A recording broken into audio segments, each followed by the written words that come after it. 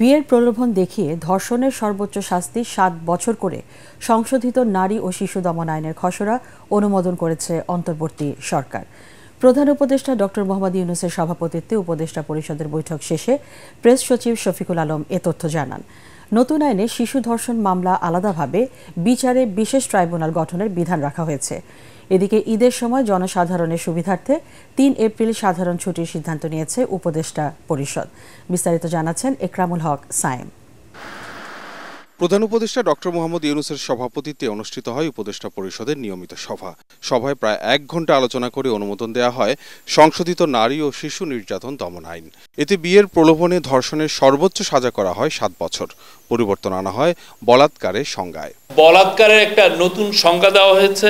আপনারা জানেন যে এই মামলাগুলো ডিলে হওয়ার পিছনে ডিএনএ টেস্টের একটা বড় ভূমিকা ছিল। তো সেই জায়গাগুলো কিভাবে অ্যাড্রেস করা যায় সেইগুলো মেজার নেওয়া হয়েছে এবং অ্যাট দ্য সেম টাইম আপনারা জানেন যে আমরা নতুন 2টা ডিএনএ ল্যাবও আমরা করতে যাচ্ছি। আরেকটা বিষয় হচ্ছে যে বিয়ের প্রলোভন দেখিয়ে যে রেপ কেসগুলো সেই জায়গাটাও নতুন করে অনেকগুলো মেজার নেওয়া হয়েছে এবং সেক্ষেত্রে এইটাকে আগের ল থেকে একটু নতুন একটা সেকশন নিয়ে এসে সেই লটাকে সর্বোচ্চ শাস্তি 7 বছর করা হয়েছে এবং যে সমস্ত সেফগার্ড মেজার এই লর ক্ষেত্রে নেওয়া দরকার সেগুলোর ব্যবস্থাও করা হয়েছে। এছাড়া ঈদের সময় জনসাধারণের যাতায়াতের সুবিধার্থে 3 এপ্রিল ছুটি দেওয়ারও সিদ্ধান্ত নেয় উপদেষ্টা পরিষদ। ফলে এবার ঈদের ছুটি থাকছে টানা 9 দিন। জনসাধারণের সুবিধার্থে আমরা অলরেডি জানিয়েছি যে 3রা এপ্রিল ছুটি ঘোষণা করা হয়েছে এবং আরও একটা ঐতিহাসিক বিষয় হচ্ছে যে আজ এই চৈত্র সংক্রান্তিতে 3টা পার্বত্য ডিস্ট্রিক্টে চৈত্র সংক্রান্তিতে এটা ছুটি থাকবে। কারণ আপনারা জানেন আমাদের পার্বত্য চট্টগ্রামে বিজু, বৈশাখী, সাংগ্রাই অনেক ফেস্টিভ্যালের আয়োজন করেন এবং এইটারও তাদের জন্য নির্বাহী আদেশে একটা ছুটির বন্দোবস্ত করা হচ্ছে এবং এই ছুটিটা এই আমাদের সমতলে যারা জাতিগোষ্ঠী আছেন বাঙালি ছাড়া, যেমন ধরেন সাঁওতাল, খাসিয়া বা গারো, তাদের জন্য এটা প্রযোজ্য হবে। এ সময় প্রধান উপদেষ্টার আসন্ন চীন সফর নিয়েও কথা বলেন প্রেস সচিব শফিকুল আলম। বলেন সফরটি হবে ঐতিহাসিক। প্রফেসর ইউনূস চাচ্ছেন যে চাইনিজ জাতীয় হেলথ কোম্পানিগুলো তাদের হসপিটাল চেইনগুলো যাতে বাংলাদেশে এসে ইনভেস্ট করে। তাহলে হবে কি আমরা আমাদের জাস্ট দৌড়গোড়ায় আমাদের কাছে একদম তাদেরকে আমরা সার্ভিসটা টপ ক্লাস চাইনিজ হসপিটালগুলো খুবই নাম করা এবং আমরা তাদের সার্ভিসগুলো খুব আমাদের সিটিতে ঢাকাতে বা বড় বড় সিটিতে আমরা এটা পাবো। তো এটার জন্য স্পেশাল একটা এফোর্ট দেওয়া হচ্ছে। আমরা চাই যে চায়নার সাথে আমাদের এক ধরনের হেলথ কেয়ার ইস্যুতে আরও সুদৃঢ় আমাদের সম্পর্কটা হোক। চাইনিজ হেলথ কোম্পানিগুলো, চাইনিজ হেলথ কেয়ার কোম্পানিগুলো যাতে বাংলাদেশে এসে প্রচুর ইনভেস্ট করে, সেটা প্রফেসর ইউনূস এর আগে কয়েক দফা এটা বলেছেন এবং এইবারের ভিজিটে এটা একটা ওনার টপ একটা প্রায়োরিটিতে থাকবে। তিনি জানান বাংলাদেশ থেকে আম, পেয়ারা ও কাঁঠাল আমদানি করতে চায় চীন। Thank you. রাষ্ট্র সংস্কার ইস্যুতে জাতীয় ঐকমত্য কমিশনের সংলাপের প্রথম দিনে 166টি সুপারিশের মধ্যে 120টিতে একমত জানিয়েছে লিবারেল ডেমোক্রেটিক পার্টি এলডিপি।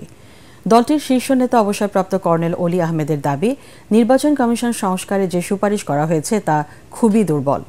মাঠ প্রশাসন নিরপেক্ষ না হলে ভোট কখনোই সুষ্ঠু হবে না বলে তার আশঙ্কা। এদিকে সংস্কার ইস্যুতে সব রাজনৈতিক দলের সহযোগিতা চেয়েছে ঐকমত্য কমিশন। হুমায়ুন চিস্তির রিপোর্ট। রাষ্ট্র সংস্কার প্রশ্নে ঐকমত্য সৃষ্টির লক্ষ্যে রাজনৈতিক দলগুলোর সাথে জাতীয় ঐকমত্য কমিশনের সংলাপের প্রথম দল হিসেবে বৃহস্পতিবার লিবারেল ডেমোক্রেটিক পার্টি এলডিপির সাথে এই বৈঠক। সংবিধান, জনপ্রশাসন, নির্বাচন ব্যবস্থা সংস্কার, বিচার বিভাগ এবং দুদক সংস্কারে ঐকমত্য কমিশনের 166 প্রস্তাব নিয়ে নিজেদের অবস্থান তুলে ধরেন এলডিপি প্রেসিডেন্ট অলি আহমেদ। ভিশনের ফুলঝুরি মেগা অফারে ফ্রিজ কিনলেই পাচ্ছেন 16 পিসের আকর্ষণীয় গিফট বক্স একদম ফ্রি। বিচার বিভাগ মোট প্রস্তাব ছিল 23টি প্রস্তাবের মধ্যে আমরা 22টিতে একমত হয়েছি। জনপ্রশাসন সংস্কারের ব্যাপারে মোট প্রস্তাব ছিল আপনাদের পক্ষ থেকে 26টি, একমত নই 15টা, আংশিকভাবে একমত নাই এরকম কোনো কিছু। নির্বাচন কমিশন সংস্কার মোট প্রস্তাব ছিল 27টি, একমত হয়েছে আমরা 16টা, একমত নই 11টা। ইসি পুনর্গঠন সহ কয়েকটি বিষয়ে ঐকমত্য কমিশনকে আরও সচেতন হওয়ার আহ্বান জানান তিনি। সবগুলির মধ্যে আমি বলবো, নির্বাচন কমিশনের কাগজগুলি খুবই দুর্বল ছিল। বিভিন্ন সময় রাজনৈতিক দলের সাথে সংলাপ হয়েছে, সংলাপের সব কাগজগুলি সংগ্রহ করা উচিত ছিল। সংগ্রহ করলেই ওখান থেকে একটা সামারি তৈরি করা, it would have been very easy. আপনি যতই কিছু চেষ্টা করেন নির্বাচন সুষ্ঠু করতে পারবেন না যদি দুইজন লোক কাজ না করে। একজন হলো ওসি, আরেকজন হলো ইউনো। সংস্কার ইস্যুতে আগামী রোববার বিএনপির সাথে সংলাপে বসবে জাতীয় ঐকমত্য কমিশন। পর্যায়ক্রমে ৩৮টি দলের সাথে অনুষ্ঠিত হবে এই সংলাপ। কাঠামোগত সংস্কার ছাড়া বিদ্যমান সংবিধান বহাল রেখে স্বৈরতন্ত্রের উত্থান ঠেকানো যাবে না বলে মনে করেন জাতীয় ঐকমত্য কমিশনের সহসভাপতি অধ্যাপক ডক্টর আলী রিয়াজ। রাজধানীর সিডাপ মিলনায়তনে গোলটেবিল বৈঠকে তিনি একথা বলেন। এ সময় প্রধান উপদেষ্টার বিশেষ সহকারী মনির হায়দার বলেন, সংস্কারের ব্যাপারে হতাশার জায়গা সংকুচিত করে আশার জায়গা সম্প্রসারণের চেষ্টা চলছে। মিজান শাহজাহানের রিপোর্ট। রাষ্ট্র সংস্কারে রাজনৈতিক ঐকমত্য ও নাগরিক ভাবনা বিষয়ে এই বৈঠকের আয়োজন করে সুশাসনের জন্য নাগরিক সুজন ডক্টর বদিউল আলম মজুমদারের সঞ্চালনায় এতে বিভিন্ন মতামত দেন বিশিষ্টজনরা।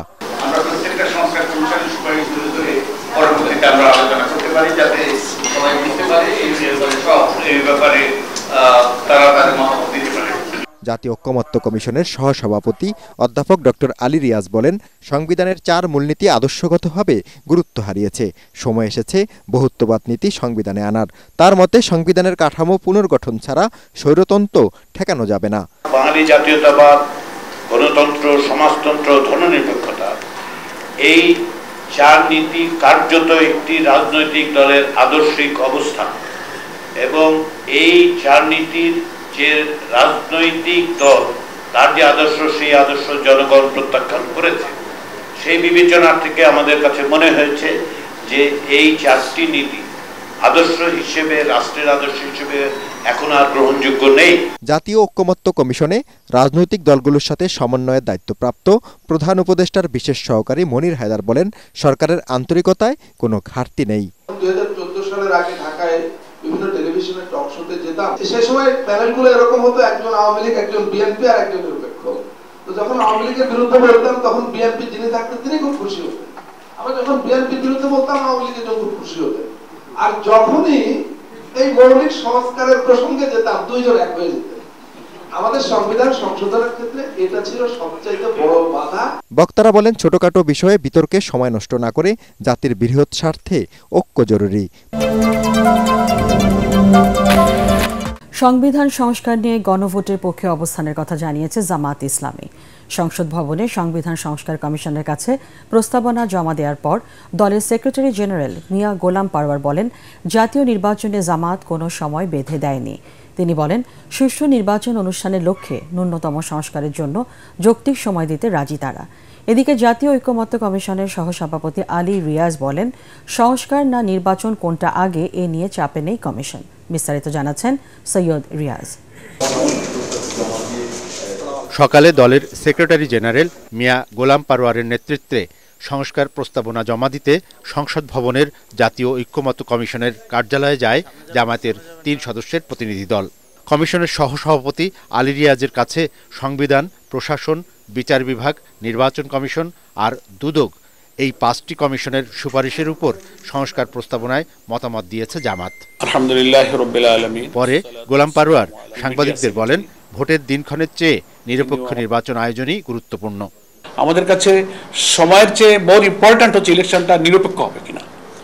ইলেকশনটা 14, 18, 24-এর মধ্যে ইলেকশন যদি আবার হয় তো সে 6 মাস, কারণ 2 বছর 5 বছর দেরি করে তো কোনো লাভ নেই। নির্বাচন সুষ্ঠু নিরপেক্ষ করতে গিয়ে যদি মিনিমাম কিছু সংস্কার করার প্রয়োজন হয়, তার জন্য যৌক্তিক যে সময়টুকু দরকার জামাত ইসলামী সেই সময়টুকু দিতে প্রস্তুত। দ্বিকক্ষ বিশিষ্ট পার্লামেন্টের বিষয়ে জামাত একমত, তবে এই বিষয়ে কিছু পরামর্শ দেয়া হয়েছে বলেও জানান দলের সেক্রেটারি জেনারেল।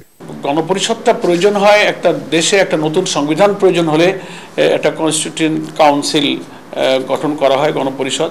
তো সেই কাজটা অনেক সময় পার্লামেন্টও করতে পারে, প্রয়োজন গণপরিষদও হতে পারে। সেই ব্যাপারে আমরা আমাদের কিছু মতামত দিয়েছি গণভোটের ব্যাপারে আমরা আমাদের মতামত দিয়েছি। জাতীয় ঐক্যমত্য কমিশনের সহসভাপতি আলী রিয়াজ বলেন, রাজনৈতিক দলগুলোর মধ্যে সংস্কারের ব্যাপারে কোনো সংশয় নেই।